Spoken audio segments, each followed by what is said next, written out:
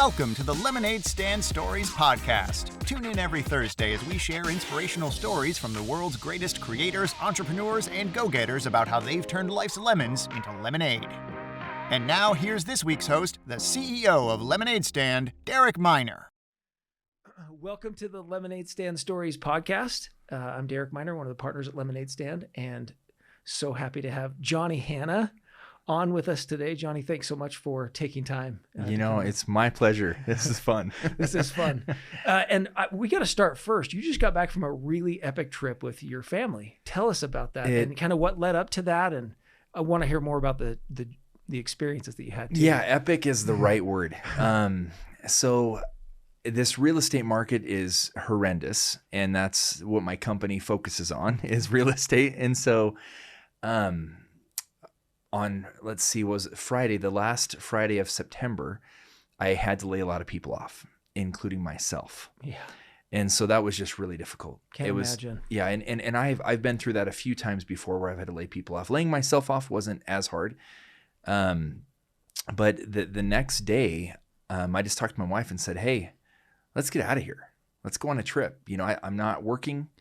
I don't have to check emails. I don't have business meetings. I'm free to be present, and I think, that actually was true for the first time in my life. And so we had no agenda. We asked all the kids, we have 8 kids. We asked all of them, where do you want to go in America? We're going to stay in America somewhere, but we'll go to every place you want to go. Like everybody gets to pick one. And so my 8-year-old said, Mount Rushmore. And, out of all the places, I said, okay, that's cool. So that was our first stop.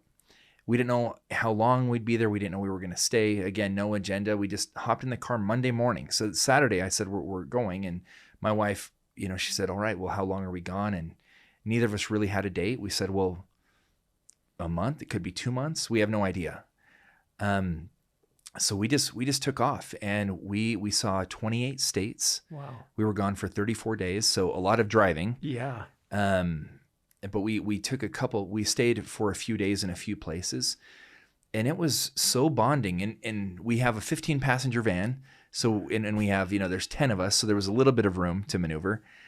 But we really had a good time together. We never got to a place where we were like tired of each other or like wanting to necessarily turn around and come home. Yeah. Right at the end, one of our little kids got sick, and illnesses spread through our family super fast, like most big families. Yeah. And so we booked it home as soon as the first kid was sick, and then, the second kid, then my wife got sick. So we were glad to finally be home and deal with the illnesses there. So that's just a quick overview of what that adventure entailed. But we got to see this beautiful country. And I've always wanted to go to northern Michigan. That was my spot that I picked. Yeah. And so we went up through Wisconsin and then came down through the top of Michigan, went to Lake Superior, and then came down, and it was gorgeous. That's so awesome. Yeah, we all have our favorite places, each one of us. I love that you talked about being present, and really being present with so many distractions, right? What was that like for you to kind of connect with your family on that level after years of being so busy running a company and really making time for them? I could, especially being on the road, I think it was interesting because I could think about each kid. Mm-hmm. I could think about each individual. I could have conversations with different kids while we were driving, having them switch seats. We could tell stories. It was great. And wherever we pulled over, we were towing a 20-foot trailer. So it was packed with all of our bicycles. Oh, so all 10 of us were on bikes, and we had our one wheels, we had a few scooters, and all of our luggage was in there. And so we just got time to ride next to each other and talk. And they did school while they were in the van and at some of the hotels and Airbnbs that we stayed at. And I got to see their schoolwork, what they were learning, where a lot of that I pushed on my wife, and just like, you take care of it. This is your domain. I don't know what they're studying. They seem to be good kids. If you need me to, crack the whip and make sure they do their homework or whatever like that, that's my role. But yeah, I actually could dig in a little bit, and it was that's so cool. Unlike anything that I expected. And I'm super grateful that I had that opportunity. Yeah, that's awesome. As you think back, are there little snapshots of memories that will last forever? Yeah, I mean, beaches are always huge for us. We stopped at Panama City, Florida, and stayed in a nice Airbnb right on the beach there, and buried all the little kids, with their little heads sticking up, But watching the siblings play with each other, like every place we went, that is what stood out to me. Like, we have 8 kids. It's crazy. It's always crazy, but they actually are really close. They're close friends. And seeing the oldest, who's 15, and the youngest, who's 2, like, love each other was amazing. And play in the sand and play in the water. But they were just that way. They counted off when they got in the cars, when they got back in the van, they would count off at every gas station, or any time we got in from a restaurant or whatever it was. But yeah, that bond that they had with each other, I don't think there could be a better experience for them to do that as well. Because we have a big house, and so they're spread out. They all have their own beds, but staying in these hotel rooms, we always have to get 2 rooms because we have 10 people, at least 2 rooms, and they have to share beds. And so this trip was new to them, where we were packed in, maybe 1,000 square feet sometimes, and that was pretty small for a family of 10. So and then in the van is a lot smaller than that. And they were, 28 states in 34 days. Like, wow. That's incredible. A lot of time with each other. That's what I'll remember. That's so awesome. Thanks so much for sharing that. A little more, just jumping right into the personal side. That's fantastic. As you think over your career, you've had a lot of lemons dealt to you, right? And how have you turned that into lemonade, and what does that experience look like? And then I'd love to kind of fast forward to right before you left on this trip, and a few details about the economy and real estate and where things are heading. But starting with, talk about your lemonade stand story. Yeah, I think, the thing about taking lemons and turning them into lemonade, I mean, that's life. That's all of us, right? Like, you have your experiences. We've bonded over a lot of those experiences at lunch. We've all shared a lot of our challenges. Yeah. But yeah, right out of college, I actually didn't have any offers. I went to Rick's college. It became BYU-Idaho. So I was the first graduating class there, and I had no clue what I wanted to do. Luckily, I had a good friend of mine invite me to start a business with him, and I didn't know what starting a business was. So some of those lemons were my insecurities, and just questioning, like, what value can I add? What skills do I really have? I could work hard. I knew that, but that didn't give me confidence. I still was afraid and in fear. And I think those are some of the lemons I think that have followed me throughout life, the fear and insecurity. But I think just continually stepping forward and moving forward and just working, you end up seeing those lemons turn into lemonade, and our business ended up turning into something, and it grew and grew. And now, in Entrata, I think they just raised $507 million as their first financing round about 1.5 years ago. And so, I left 7 years ago. I was there for 12 years. In those 12 years, there were so many lemons. And I think that's just, you come to expect that and recognize that that's life, and that it's not, that those are lessons.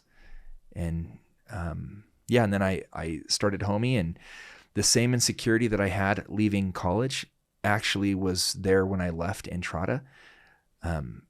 Entrata was a rocket ship. It was at $100 million in recurring revenue.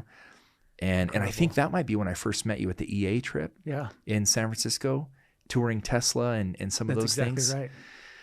And so I had no clue what I wanted to do. I didn't know what value I could add. I only had worked one job after college, and that was Entrata. And yes, we grew it, but I'm like, was that just luck? Did I do anything? Was that all my partners?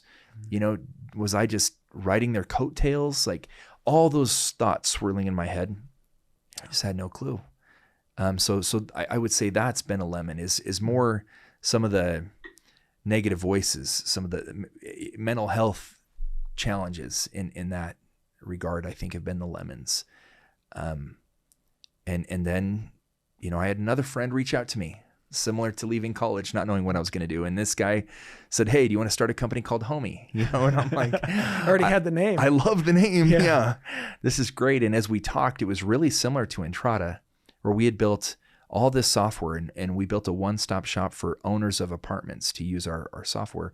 Homie would be a one-stop shop for somebody buying or selling a home, where the other business was helping somebody move into an apartment. So we helped renters with Entrata. Now we're helping people move from being renters to homeowners. And we, built a mortgage company, a title company, insurance, a real estate company, and built a one-stop shop there. And again, like, those insecurities eventually started to fade, and we started to see success, and I started to get confidence. And so those lemons turned to lemonade in that regard. And now that I've done it twice and left Homie and now have no idea what I'm going to do other than maybe be a bus driver around America, I actually don't have that insecurity at this point. I feel very confident that whatever I do, I'll be taken care of. And I'm just in a much better place, I think, because of those experiences. And I put effort and work into some of those negative thoughts. And I feel like I've been able to conquer a lot of that. So maybe that's my lemonade story. Yeah. That's awesome. Johnny, as you think about, starting some of these, really the businesses and markets that either were already working and you're coming in to disrupt, you're really a trailblazer in a lot of those scenarios. Did you think you'd have the kind of success that you have with both of those? No way with Entrata. Not any idea that it would turn into what it did. We won the BYU business plan competition, so they gave us some confidence. They said, "Hey, this is a really good idea." We won several other business plan competitions. We won the national business plan competition. They put us on the cover of Fortune Small Business so there were some indications, but even then I was just like, no, I know who my other partners are. I know who I am. We don't know what we're doing. We don't, how are we going to compete against these massive companies that are already in the space? And even though we won these business plan competitions, there were already companies doing the same thing. So we weren't that innovative. We weren't that much of trailblazers, although we were getting recognized as that. So yeah, I don't know, the confidence wasn't there with Homie. I think I had seen what hard work would do. So I did think, like, look, why not us? And I realized what we were able to create at Entrata without being like, I don't know, none of us were Ivy League grads or whatever type of person I put on a pedestal, we were not them. Mm-hmm. And yet we had massive success. So I thought, look, we can disrupt this real estate industry. We can do it right here in Utah and have success. And so, and we told each other that frequently. And I think we needed to, because of all the headwinds and the backlash that exist in a very protected space. Early on, we fought our industry. We fought the local government. I was threatened with 6 months jail time, hundreds of thousands in fines for what we were doing, which wasn't illegal, but was considered that we were in kind of a gray area, So yeah, I didn't know. I didn't know what we were capable of and what the outcome would be. But more than anything, I wanted an opportunity. And I wanted my shot, like, thinking of Hamilton, like, I don't want to throw away this opportunity to be able to disrupt a huge industry. Whether or not I succeed, the success will come from trying. Yeah. That's how I felt. Oh, that's fantastic. Yeah, that's really, really, really powerful. Thinking about, starting, building, surrounding yourself with amazing people, reminding them and probably yourself why you're doing these things, right? And kind of your why as you think about that. But I think that's interesting. Tell us if you would about your journey. I love how transparent you've been around mental health, right? And how that intersects with not only work life, but also with your, life at home. How have you navigated that? How have you seen really things line up for you where you're able to be in such a good place now, navigating through those challenges then? Yeah, I think you made a really good point just a second ago about surrounding yourself with really good people. And I know you've done that. Like, I've met a few of your people around here. And awesome. Yeah, and I think that's key. the people you surround yourself with. And the people that I've been able to surround myself with have been open, and they've been vulnerable, and they've allowed me to be open and vulnerable. And so just in that type of dynamic where there's trust, we share our lemons. Like, this is right. This is what you do. And then you have discussions and you dive deeper and you recognize that others have challenges and others have lemons. And I think that's where you gain strength is having compassion for other people who struggle. And then I think ultimately having compassion for yourself. It's so easy to have compassion for others, and it's so hard to what I believe is the hardest of the two great commandments, where it's love God and love thy neighbor as thyself. We don't love ourselves. You know, we just think, oh, I love my neighbor. And it's like, well, you forgot those last two words, love thyself. And all those words, just what I was saying about beating myself up leaving college, or beating myself up leaving Entrata, like, I'm not capable, I don't have skills, I'm not that guy, I'm not an entrepreneur, I'm not a disruptor, you know, like those are negative words that I don't believe come from me. And so I have learned to tune them out. I've learned to repel them. I've learned to replace them with light. And I've done a lot of that through the good people that I've surrounded myself with as we've talked through this. Like, how do you get past this? I love that. Yeah, because it's hard. That's so true. And there's a lot of people that are struggling with it, you know, now. And I love this idea of letting light in. What have been some of the sources where you found light, whether it was through team members or other areas that have helped you fill your life with light, even when it was probably so dark? Yeah, I actually think there are so many ways to fill yourself with light and replace that light. Like my brother, I've come to learn a lot from him, and I've confided a lot in him, and he's confided in me. And he's gone on so many hikes just to be in nature. And I believe like this earth is sacred and special, and there's light that emanates from it naturally. And I'm religious, and I believe all this light that exists out there points to one source. And that source is Christ for me. And I believe he, you know, to me, I've gone to church my entire life. I was raised Catholic, have all these amazing Catholic friends and family that are just wonderful examples to me. And I ended up joining the Church of Jesus Christ of Latter-day Saints, and I've continued my path to getting closer in, I would say, hearing him. And I think you can hear him through nature. I think you can hear him through meditation, through yoga, through all these different forms, through every religion, I believe, you know, that's out there. I think there's light, and it's available if you seek it. It doesn't really matter where you go if you're open to absorbing that light. And to me, that's been transformational for me. Recognizing that I have darkness, that I'm allowing it in, that I'm either allowing it in through my cell phone, through other media, through negative people that I allowed in my life. And so I just think like I can stop that. I can choose to let the light in, and it's everywhere. So awesome. It is everywhere. I love that. And surrounding yourself with extraordinary people, you know, makes me think about, you know, the culture in which we try to intentionally build, not only in organizations, surrounding ourselves with amazing people. What would you say, how do you build and maintain a successful culture? A lot of people think it's a one-time event, right? We do this and then it just happens, right? It will emerge, you will have a culture, or you can be really deliberate about it and designing it. And I think letting this light in, what are your thoughts around company culture and building a company culture that is set up to succeed? Yeah, I love this question. I love business culture. At Entrata, we had no strategy. And so culture emerged, you know, and, you know, again, people that we put on pedestals, myself included, was, you know, like people with degrees, you know, and so we brought in like really smart people that had just amazing backgrounds, but were jerks, you know, and it was like, but that's what we we accepted that, we tolerated that, and I'm trying to think of the gentleman, he was the CEO of the 76ers. But he spoke about culture is what you celebrate and what you tolerate. And I thought that really simplifies it.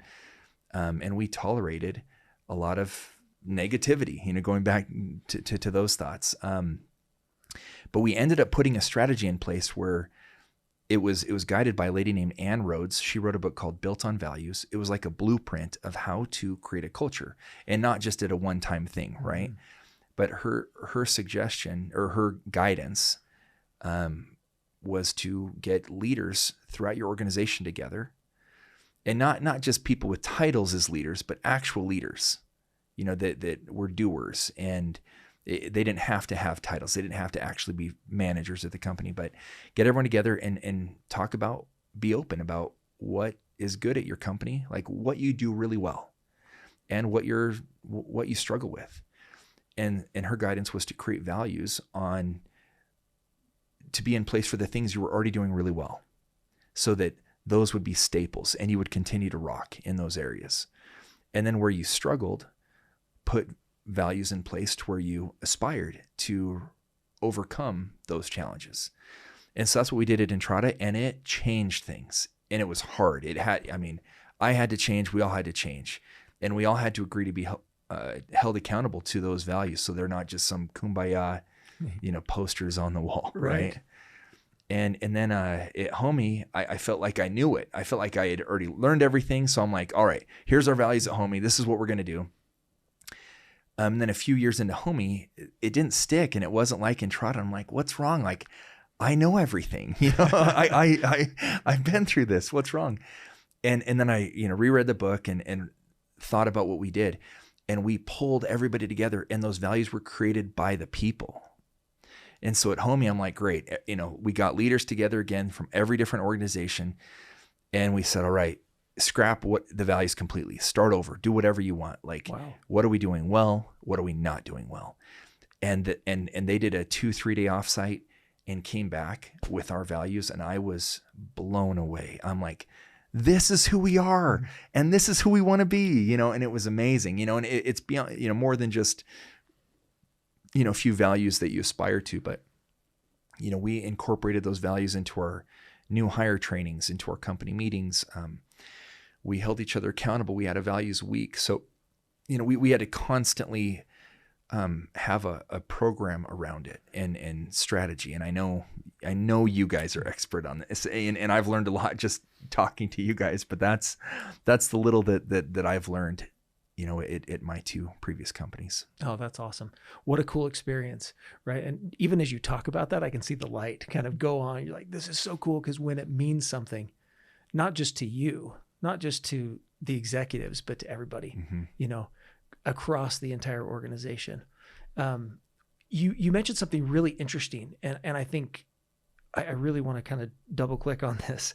You talk about finding leaders in an organization. I want to talk about, how do you do that as a leader? How do you find other potential leaders? And I think also on the other side, how can just people who are just starting out become leaders? Because if you have a culture and an environment to empower them, I think that helps. So I'd love your insight on how did you identify early leaders and give people the opportunity to be leaders within the organization? Yeah, I don't think I have an answer for that question. In thinking about that, like the individuals that we hand selected as leaders, I think they were humble. They were hard workers. They were honest. They had integrity. They had a lot of the qualities of typical values, I think, that most companies maybe have and aspire to. So I think these people already have a good quality of life. They already live in a way that you admire. Mm-hmm. And so again, that doesn't have to be somebody with a managerial title. Or to me, that is the answer of how does somebody aspire to get into that role? Just be that type of person, and you will naturally be placed in a leadership role. Like, we need so many leaders with integrity. We need leaders that are humble. Those 2 things are rare these days. So thinking about those individuals that helped create the values at Entrata and Homey were people that I admired and looked up to, regardless of their title, if they even had one. Oh, that's awesome. As you think about really good leaders and even entrepreneurs, people who are starting things, what are some of the traits? Well, you mentioned a few traits, which I love. What are some of the traits that you admire most, or do you think that the very best possess?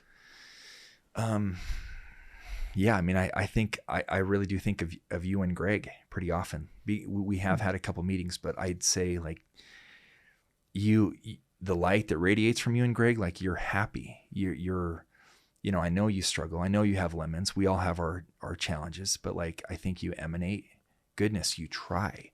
The build then bless is your guys' focus, and so I think just positivity. If you can be a person of light and share positivity instead of being a negative person, because it's so easy to talk about the crap going on in the government or any local politics, national politics, and anything. You can get into anything in social media, and it's everywhere. But I think being positive, being happy, being humble, to me, those are some of the most amazing traits. Oh, that's awesome. Thanks for sharing that. I mentioned earlier that I wanted to come back because, we talked about this and the challenges, right, of layoffs, right? Mm-hmm. And a lot of people are facing that right now. And I'd love to hear, what was your approach? I obviously saw it and was very impressed. A lot of people, when they do layoffs, they're not the one to say, hey, and I'm going too. So I understand this. What was your approach, and how do you think was the best way to go about that? Yeah, I think layoffs are the worst thing that you can go through as a business leader. And, I think I was asked to speak right after our first round of layoffs, which was in February of this year. And we were one of the early companies to have to go through layoffs. There's definitely wrong ways. But man, it's hard. And I would say, if you don't care about your people, it's not going to go well. There are no steps you can take to make it positive.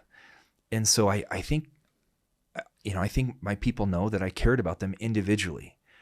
And with that, some of them said, well, can you make introductions for me? Can you be a reference? And I'm like, whatever you need. Like, you're not being let go because of your performance. That's not it. And, I think, I initially went to LinkedIn and just did a post and said, look, I know this LinkedIn community is tight. I know there's good that can be done here. And today I need you. I need you to come and help my people. I laid off 100+ people in one day. And these are all people that were working from home, so I didn't want to call them all into the office to then say you're fired. So I did have to do it via Zoom, but I tried to break it up into smaller groups, which I think is more intimate. And when it's 100 people, there's multiple people from multiple organizations.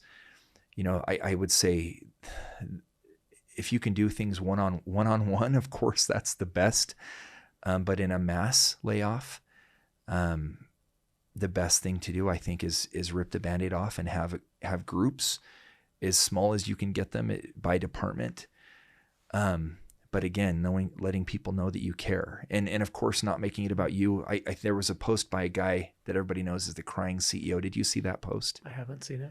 There was an individual who just posted himself in tears. Oh yeah. Over him having to fire people, and I felt it. I'm like, yes, but people attacked him and said, this isn't about you. Your people got fired. You still have a job. That's right. So. And it does hurt as a CEO. And I did have people come to me. I had people messaging me privately. I had people texting me saying, hey, I've been there. I'm here to support you. So I did have support, and I was so grateful for it. That didn't make it any easier, but I am grateful for those people who cared. And all of my people that didn't have jobs in February, it was still a really hot job market. So everybody was snatched up so quickly. A lot of them made more than what I was paying them.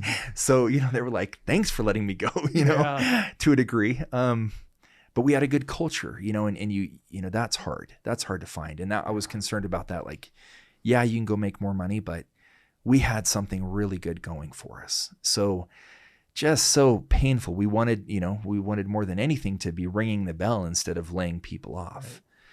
So, this last round of layoffs was probably the toughest because the job market is harder. Mm-hmm. There are more layoffs happening right now.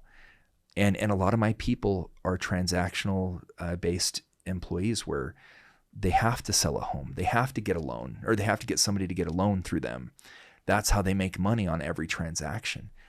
And transactions have just shrunk. Mm-hmm. People aren't selling because interest rates are so high that they don't want to sell and then go buy something where they currently have a 3% interest rate. They don't want to go to a 7%. So it's just kept fewer people from selling and buying. The market's just shrunk, and there's nothing we can control. Right.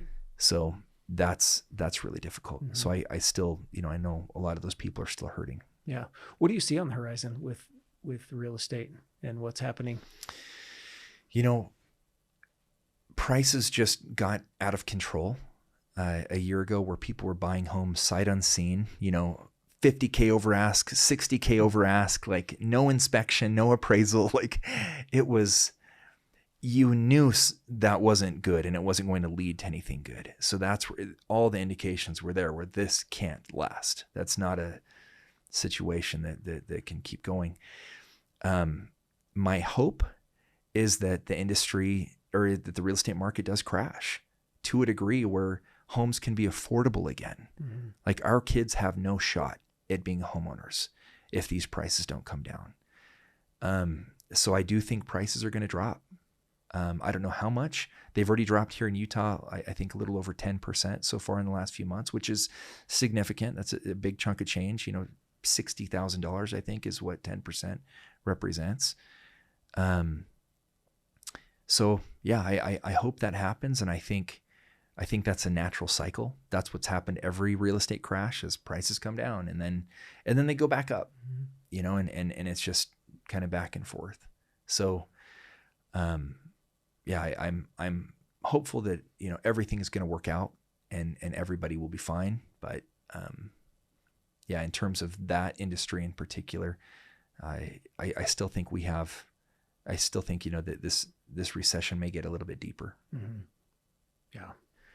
So I'm thinking, because we've talked a lot about your challenges, and you've talked openly about mental health, which I think was amazing for so many people to say, oh my gosh, someone who gets it, someone who's an amazing, inspiring leader at a company who started multiple companies that are successful, struggles with this. And it's relatable, right? I think so often about those who are struggling silently, and maybe it's something that you or they discover that we share out in the world, that they hear.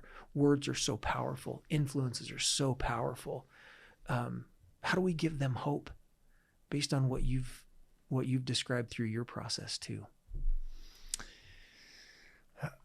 I just had a friend who worked with me at home. He was a college roommate as well. And he just took his life a couple weeks ago. And he was one of those that was struggling silently, at least to me. We had mental health Wednesdays where we got together at lunch, and he would come to help support other people, not to be supported. Wow. And a lot of people were open and saying, yeah, I'm struggling here, or this is what's going on. And honestly, my friend, he was, had his MBA from a prestigious university, beautiful wife, amazing, kids, and completely a shock, completely out of the blue to me. And this has been a focus. This has been something I have tried to pay attention to. So I don't have answers for him. I don't have answers for him in particular. But if anybody's listening, I think the challenges that we've all gone through during COVID, during the crazy election cycles that we've gone through, like social media that's affected us more than any generation, like, that have had this type of communication. I think just knowing that there's other people out there that know life is really hard, and there are some huge lemons out there, some that seem insurmountable, and some that seem like the only way to get past this lemon is to escape and just be done. And that feels like a relief, that could feel like a relief to some people. And I've had some dark thoughts, and I've had places that I've gone that I don't want to share, but that's what we need to share. That's where we need to be open. And so I want to encourage people as much as possible to be open, because so many people loved this guy. Like, his funeral was attended by a ton of people, but more people tuned in online. They broadcast it via Zoom. More people wanted to be there in person.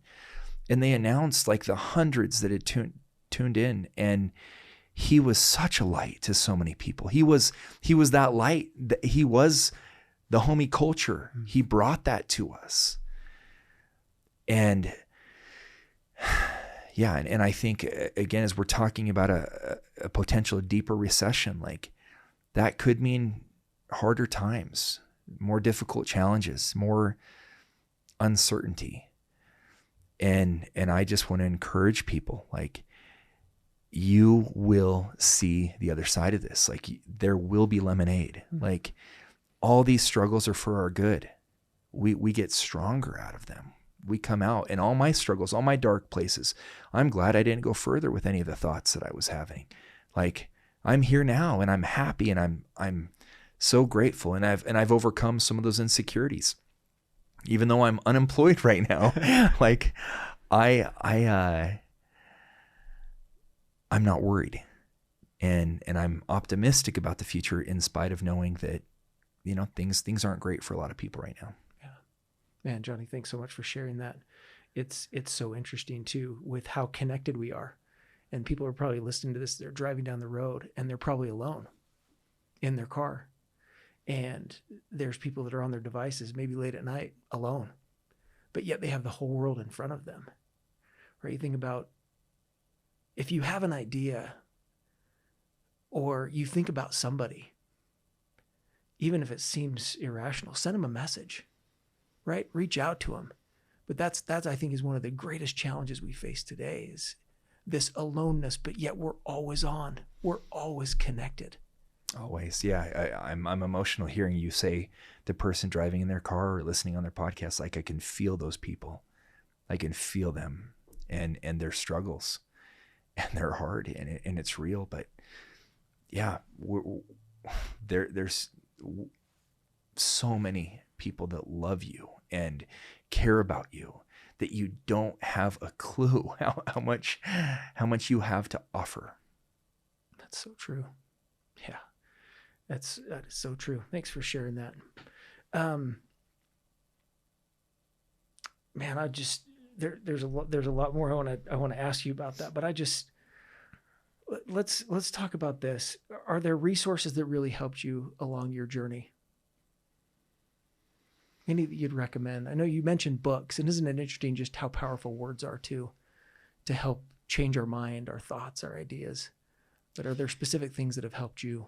Yeah, I think my desire to grow and change, and I've joked around. I've spoken at a few mental health conferences, and I've used the word "treat yourself." Are you familiar with that phrase from Parks and Rec? Yeah, it's awesome. Yeah, and they joke around like, go buy yourself a bunch of stuff. Go do this, go do that. And I would say, like, personal growth requires you to set aside time for you. And again, I have 8 kids and my wife, a lot of demands at work, religion, all this stuff. I got a lot. But if I don't set aside time for myself, I am not going to be happy. I have to change and grow. It's in all of us. Like, we all need to continue to move forward and become a better version of ourselves. So yeah, I mean, it's endless books. And I think that the stuff I've read or listened to, I'm sure could help some people. But I think just the desire alone, if you have that desire, that's what will take you forward. And if you don't have that desire, like, that's what you need to focus on. Like, how do I care about me? Like, how can I, and again, just asking that question will begin the thought process of, okay, Like I'm going to set aside this time and do something for you. And you'll start to feel better. It's not a selfish view. Again, to me, it's the two great commandments that spans a lot of religions out there, to love God and love thy neighbor, but it's as thyself. And so if you can't, I think of the airplane, like if that oxygen mask comes down and you got your kid next to you, you put your own oxygen mask on first. Otherwise you're going to be out and everyone's going to have to be reviving you and you're not going to be able to help your kid or anybody else. So it really takes that step of going to a therapist, of speaking to your friend like, hey, I'm having these thoughts, or I feel like crap. I don't want to get out of bed. That's super common. Like so many of us don't want to get out of bed, and just want to call it a day. And just know you're not alone. And so speak up, and people I think around you will care and direct you to where you can get some help, or where you can start focusing on how to better yourself. I love that. The idea that we matter, that isn't it, we're all here for each other. I think the intent of this, our sharing stories, the opportunity to share maybe a word or a thought, that you matter, right? That there's people out there who care about you a lot. And we're all here really for each other, if you think about it, right? Our businesses are here to support someone else, to support. And that's really what we're all going to need, I think, is that support. Yeah, I think that is like going back to just pure business. If people are thinking, oh, I want to be guided to have killer success. To me, killer success is being able to get along with the people you work with and enjoy it. It's going to bed on Sunday night, not dreading work on Monday morning. And I would say for a time, when at my first company, I had that dread, and it was money focused for me, and that was kind of the culture. Like I because as a leader, as president, co-founder, I didn't have any other focus. And so I think that can be life-changing. So anybody who's looking to start a business, real success are the people, the relationships, because you take that with you. Like all the people at Entrata, Entrata's never sold as a company. It's been around for 18 years. And so, but what I've taken from that are those relationships. And Homie, I don't know if it's going to go public or sell or what's going to happen, but man, I love my homies. They're wonderful people over there. And I'm proud of what they've accomplished and what they're still accomplishing. Yeah. And by the way, some of the best billboards ever. Some of the best, my favorite billboards. In fact, the Back to the Future one, for those who know me well, Back to the Future is my all-time favorite. I got to know just a couple things, though. Who and how did you come up with those billboards? I think that was the best part of Homie. Like it's a consumer-focused business, and you never know who's buying or selling a home, so you do have to spray. It's really hard to hone in your marketing to just target just those. So billboards are a way to get in front of a lot of people, and they worked for us, especially when we, had some humor in them. But yeah, we would get together, and they were the best meetings of my entire career at Homie. Whenever my head of marketing was like, oh, hey, we're going to be swapping out the billboards. Do you want to come to our brainstorming meeting? Yes, was my answer. Like, yes. And it was just a blast. And we would just, we're like, okay, the next set are going to be 90s themes, so let's just come up with every 90s reference we can think of, every song, movie, whatever. And we just had a blast. It wasn't work. It was hanging out with buddies. It was just cracking up. A lot of dad jokes from me, that didn't land all the time, but yeah, and that's how it was. We had really creative people, and there were people in the community that would throw ideas at us too. And so we were all ears. We wanted to have a good time, and we did. That's so cool. And especially as I think that's an interesting metaphor just for kind of where we're going, these creative collisions that can happen where you can get input from anybody within the company, from the community, ideas, and watching that magic happen, whether big or small. Man, I really like that. So I'm sure a lot of people want to know, Johnny, what's next for you? Maybe you don't know. Yeah, I have absolutely no idea. No clue. I told my wife I wanted to be a police officer in Mapleton. Mapleton's kind of a sleepy little town, in southern Utah County, but she said no way. So I don't know. I don't know what I'm going to do. And honestly, like she is my business partner. She is my co-founder in life and everything. So it's not a codependent relationship. It's just one of respect. And, even starting Homie, she's like, I really don't care what business you start as long as you don't sacrifice me and the kids. That was her boundary that she helped me to recognize and to set for myself. But yeah, she definitely doesn't want me to be a police officer. I've always wanted to be one. But I don't know. I have no idea. No clue. If you have some ideas, let me know. Yeah. Well, Jan, but I want to know too, just to wrap this up. Thank you so much for your time, your insight, the conversation. What brings you the greatest joy now? I would say being home with my kids it is the best. I have a 2-year-old and a 3-year-old, and they are my guys. And just this morning, again, I don't have a job right now. So this morning, the 3-year-old was playing nap time. So he would sleep, and I told the 2-year-old to walk over and spank him. And so he would come over and just give him a big spank. And then the 3-year-old jumped, and they repeated that over and over. It was the funniest thing, but I recorded it on video. And then what was even better was then I said, guys, come over here, watch this. And so they watched it, and they laughed harder watching the videos than doing it in real life. And so it was, that was what I did this morning, and it was amazing. And I'm looking forward to, putting them to bed tonight and playing with them and repeating all of that again tomorrow. That's awesome. Well, Johnny, thank you so much for your time. Thanks for the insights that you've shared with us. It's certainly been incredibly valuable, and inspired by you, the work that you've done, that you will continue to do, and super grateful for, your friendship and all the value that you add in our community as well. I feel the exact same. So thank you for your friendship. Thanks so much for listening to the Lemonade Stand podcast, and we hope you enjoyed this episode. Be sure to subscribe to the podcast on whatever platform you use to be alerted when we release new episodes.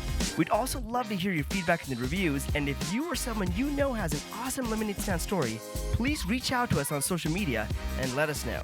Thanks so much, and have a great day.